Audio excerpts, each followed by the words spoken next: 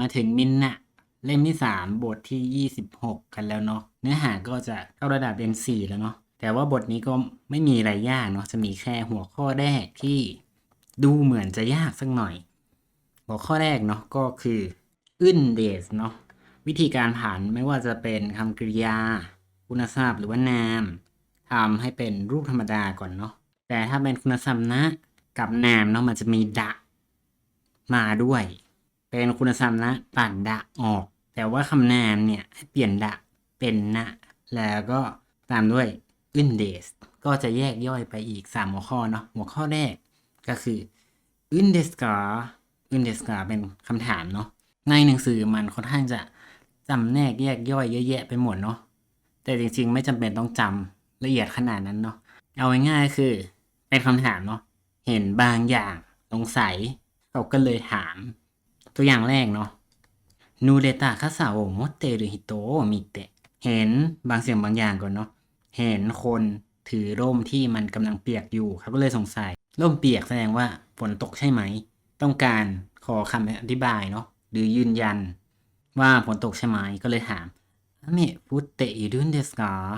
ฝนตกอยู่เหรอส่วนข้อที่2เนี่ยมันค่อนข้างที่จะคล้ายๆกับข้อแรกเนาะแต่อันนี้จะเป็นการถามรายละเอียดเพิ่มเติมเหมือนเดิมเนาะเห็นก่อนเห็นรองเท้าโอโมชิโรยดีไซน์โนคุสึเดสเนะเป็นรองเท้าที่ดีไซน์แปลกดีเนาะแล้วก็ขอรายละเอียดเพิ่มเติมเนาะโดโกเดคัตตันเดสกาซื้อที่ไหนราคาเท่าไหร่อย่างนี้เนาะส่วน3-4อันนี้ง่ายเลยไม่ยาก3ขอคำอธิบายสาเหตุหรือเหตุผลเนาะก็มีคำว่าโดชเตะโดชเตะก็คือทำไมเนาะถามเหตุผลโดชเตะโอคุเดตันเดสกาทำไมถึงมาสาย แล้วก็แบบที่4เนาะก็คือขอคำอธิบายสภาพการก็คือเห็นว่ามีอะไรแปลกๆเนาะอยากรู้ว่าเกิดอะไรขึ้นก็ถามโดชิตันเดสกาเกิดอะไรขึ้นเป็นอะไรแบบนี้เนาะอันนี้คืออึนเดสกาก็คือในกรณีของเป็นประโยคคำถามเนาะแล้วก็หัวข้อย่อยที่2เนี่ยจะเป็นอึนเดสก็มีแยกย่อยไปอีก 2.1 2.2 เนาะ2.1 ก็ต่อเนื่องจากหน้าเมื่อกี้เนาะก็คือที่เขาถามขอเหตุผลทำไมขอคำอธิบายสภาพการเกิดอะไรขึ้นถามอึนเดสกาก็ตอบอึนเดสどうして遅れたんですかどうしてเนาะถามหาเหตุผลบัสกะคนนะคัตตันเดสเพราะว่ารถเมย์ไม่มาถามอึนเดสกาตอบอึนเดสแล้วก็แบบที่2เนาะก็คือขอคำอธิบายสภาพการโดสตันเดสกาเป็นอะไรไปโชโตะคิบุนกาวารุยเดสก็คือรู้สึกไม่ค่อยสบายถามอื่นตอบอื่นอันนี้ในกรณี 2.1 เนาะก็คือใช้อธิบายสาเหตุหรือเหตุผลของประโยคคำถามอึนเดสกาเนาะแล้วก็ 2.2 จะเป็นให้เหตุผลเพิ่มเติมเกี่ยวกับสิ่งที่พูดไปแล้วเนาะถามก่อนโยกุคาราโอเกะนี่อิกิมัสกะไปคาราโอเกะบ่อยไหมเริ่มแรกมาก็ปฏิเสธก่อนอีอามาดิกิมาเซ่นไม่ค่อยได้ไป แล้วก็จะอธิบายเพิ่มเติมต่อไปเนาะกับสิ่งที่ได้พูดไปแล้วก็คือไม่ได้ไปเนี่ยเพราะว่าอะไรคาราโอเกะวาสกิจะไนเดสไม่ค่อยชอบร้องคาราโอเกะเนาะอันนี้คืออึนเดสต่อไปอึนเดสกะมีประโยคแรกมาก่อนเนาะอึนเดสกะแล้วก็ลูกน้ำประโยคด้านหลังอันนี้ก็เคยเรียนไปแล้วเนาะตั้งแต่ในระดับ N5 กะนอกจากเชื่อมประโยคขัดแย้งเนาะก็คือใช้เกริ่นนำก่อนที่จะพูดบางสิ่งบางอย่างเนาะอาตมาก็อิตไตเดสกะ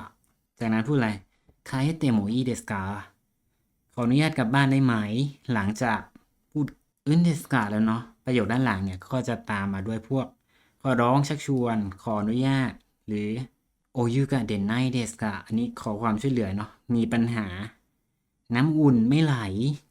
ใช้งานไม่ได้เนาะต้องการซ่อมแซมอันนี้คือหัวข้อแรกเนาะก็คือ index นั่นเองต่อไปหัวข้อที่2กริยารูปเตะอิตาดาเกมาเซนกะก็จะเป็นการขอร้องเนาะกรุณาทำ นู่นนี่ให้หน่อยได้ไหมก็จะคล้ายๆกับเตกุดาไซแต่ว่าจะสุภาพกว่าเนาะมีมาเส้นกะก็คือ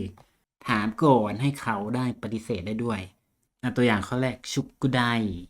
คือการบ้านเนาะชุกุไดก็เดกิตันเดสกะชดโตมิเตะอิตาดะเกมาเส้นกะก็คือทำกันบ้านเสร็จแล้วรบกวนช่วยดูให้หน่อยได้ไหมหรือข้อ2โจทย์หรือว่าปัญหาก็คือมงไดนั่นเองมงไดก็อัตตะถ้าหากว่ามีปัญหาเนาะติดต่อคือ連絡していただけませんかถ้าหากว่ามีปัญหาแล้วก็ช่วยกรุณาติดต่อมาได้ไหมแล้วก็ตัวอย่างข้อสุดท้ายเนาะいい先生を紹介していただけませんか紹介แนะนำเนาะช่วยแนะนำครูดีๆให้หน่อยได้ไหมแนะนำอะไรใช้คำช่วยโอเนาะอันนี้คือเตะอิตาดาเกมาเซนกะก็คือคล้ายๆกับเตกุดาไซแต่ว่าจะสุภาพกว่าเนาะก็คือถามก่อนแล้วก็อีกฝ่ายสามารถที่จะปฏิเสธได้ด้วยต่อไปหัวข้อที่3คำแสดงคำถามเนาะก็พวกใครที่ไหนอย่างไรและก็ผ่านเป็นคำกริยารูปธาตุเนาะก็จะเป็นตาดะอีเดสกาอันนี้เป็นในกรณีของคำถามเนาะก็คือเป็นประโยคขอคำแนะนำหรือคำปรึกษาจากคู่สนทนาเดินมาเป็นคำแสดงคำถามก่อนเนาะโดโกเดะที่ไหนคาเมดะโอคัตตาระอีเดสกาจะซื้อกล้องถ่ายรูปที่ไหนดี แต่ถ้าเป็นกรณีคนให้คำปรึกษาเนาะมันก็ไม่จำเป็นจะต้องมีคำแสดงคำถามด้านหน้าเนาะ ABC Store ก็安いですよ ABC Store ก็ราคาถูกนะ ถ้าเป็นตาดะอีเดสแบบนี้นะก็เป็นประโยคให้คำแนะนำหรือให้คำปรึกษาเนาะโคโนะอะไร งานก็คือชิโงโตะโคโนะชิโงโตะว่า明日にしたらいいですงานนี้เนี่ยเอาไว้ทำพรุ่งนี้ก็ได้เนาะอันนี้คือ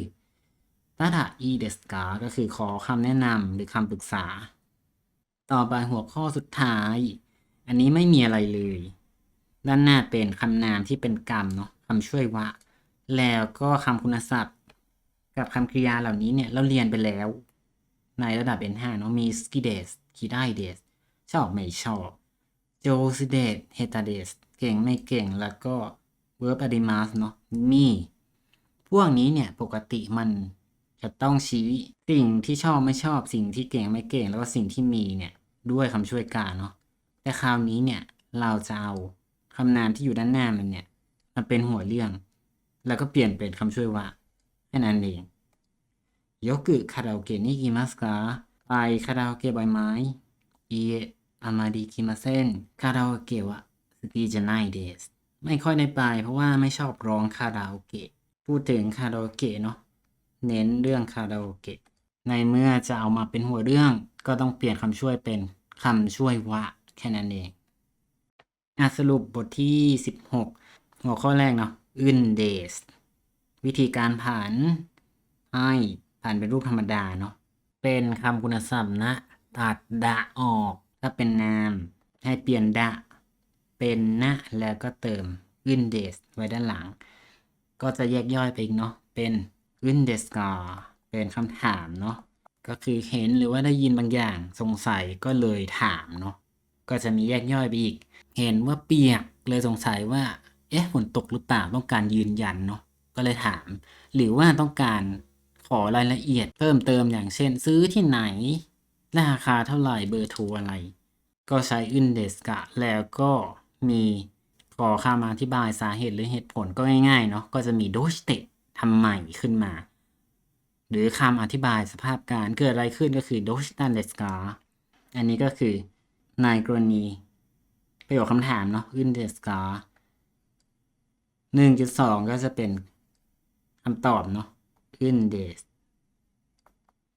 ก็ใช้ตอบสิ่งที่ถามมาในหัวข้อแรกเนาะก็คือโดสเตโอคูเดตันเดสกาทำไมถึงมาสายเวลาตอบก็ตอบอึนเดสบัสกับคนนะคัตตันเดสรถบัสไม่มาหรือถ้าถามสภาพการเนาะโดสตันเดสกาเกิดอะไรขึ้นถามอึนเดสก็ตอบอึนเดสชดโตคิบุนก็วาดุยเดสรู้สึกไม่ค่อยสบายหรืออีกอย่างหนึ่งก็คือใช้อธิบายเพิ่มเติมเกี่ยวกับสิ่งที่พูดไปแล้วเนาะ ไม่ค่อยได้ไปร้านคาราโอเกะจะอธิบายเพิ่มเติมนะว่าทำไมไม่ค่อยได้ไปก็ใช้อึนเดสคาราโอเกะว่าสึกิจะไนเดสเพราะว่าไม่ค่อยชอบร้องคาราโอเกะแล้วก็ 1.3 เนาะจะเป็นประโยคแรกแล้วก็อึนเดสกะลูกน้ำแล้วก็ประโยคหลังกะใช้เกริ่นนำเนาะก่อนที่จะพูดประโยคต่อไปก็จะเป็นพวกสำนวนขอร้องชักชวนหรือขออนุญาตเนาะทำให้ประโยคมันซอฟต์ลงเนาะอย่างเช่นปวดหัวอยากกลับบ้านก็พูดเกริ่นก่อนอาตมาก็อิตาอิเดสกะคาเอเตโมอิเดสกะขออนุญาตกลับบ้านได้ไหมแล้วก็หัวข้อที่2เนาะ verb เตะอิทาดาเกมาเซนก็คล้ายๆกับ verb เตะกุดาไซแต่ว่าสุภาพกว่าเนาะก็คือเป็นสำนวนขอร้องเนาะช่วยทำนั่นทำนี่ให้หน่อยได้ไหมอย่างเช่นช่วยหน่อยได้ไหมก็เป็นเทสดาเตะอิทาดาเกมาเซนก็จะไม่เหมือนเตะกุดาไซเนาะเหมือนสั่งอันนี้ถามไปก่อนให้เขาปฏิเสธได้ด้วยส่วนหัวข้อที่3เริ่มมาจะเป็นคำแสดงคำถามเนาะ question word ใครที่ไหนอะไรแล้วก็ประโยคคำถามเนาะ verb ตาดะอีเดสกาเป็นการขอคำปรึกษาหรือขอคำแนะนำเนาะจะทำนู่นจะทำนี่อย่างไรดี ถ้าเป็นกรณีให้คำปรึกษาเนาะก็ตอบแค่ตาดะอีเดสส่วนข้อ4อันนี้ไม่มีอะไรเนาะคำเหล่านี้ปกติมาชี้คำนามที่เป็นกรรมด้วยคำช่วยกาเนาะ ชอบไม่ชอบอะไร เก่งไม่เก่งอะไร มีไม่มีอะไร เราจะเปลี่ยนให้เป็นหัวเรื่อง ก็เปลี่ยนเป็นคำช่วยว่าแค่นั้นเอง อันนี้คือบทที่26เนาะถ้าอยากเรียนตัวเต็มก็แอดไลน์แล้วถ้าเห็นว่าเป็นประโยชน์เนาะแชร์ต่อ แล้วก็อย่าลืมกดติดตามด้วยเนาะ